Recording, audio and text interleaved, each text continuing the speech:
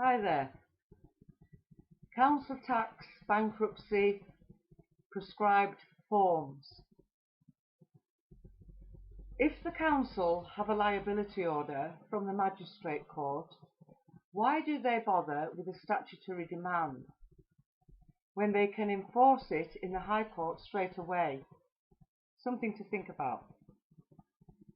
We already know that the council are not serving documents according to the insolvency rules, and that this is being ignored by the courts. But why and who is really profiting?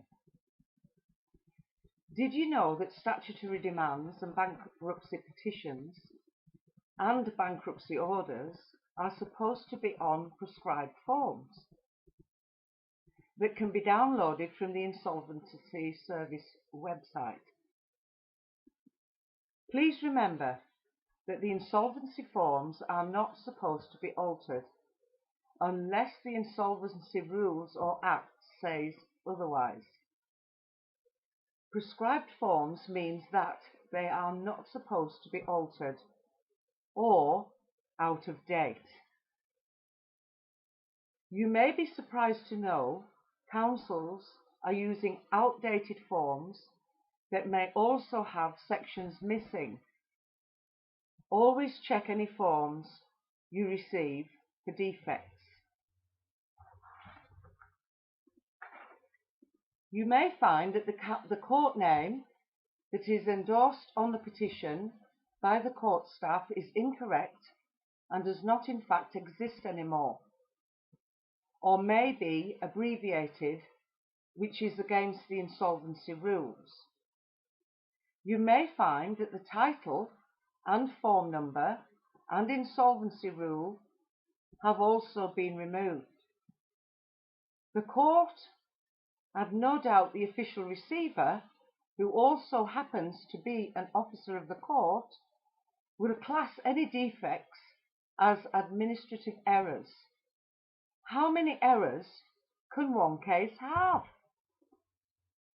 The statutory demand should contain the name of an individual you can contact, not just the name of a solicitor's firm. The petition should also include a certificate of searches signed by a solicitor, not the firm. Are any bankruptcy petitions fees being paid into the court, as they should be? And if not, why not? You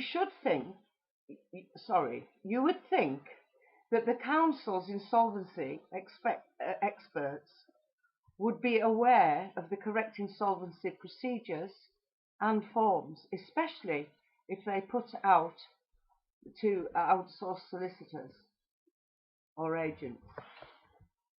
We can only presume all these administrative errors are because no bankruptcy petitions are being filed correctly into the court by the council. And why would they need to file 2 petitions instead of 1? Please refer to the previous video. If no petitions are being registered correctly, how can the court make a bankruptcy order? You will no doubt receive a rubber-stamped bankruptcy order from the court, as any previous attempts to set aside the statutory demand for lack of correct service will be ignored by the court. And the fact that you have paid the council to bring the amount to below the bankruptcy threshold. You must check the order, as you may find that the bankruptcy order is also on the incorrect insolvency form, with bits removed or even deliberately mixed up. Who is allowing the council and courts to get away without registering a petition? Is the Land Registry or the official receiver from the Insolvency Service involved? Both operate as departments of the Ministry of Justice. Some say this is all extremely convenient.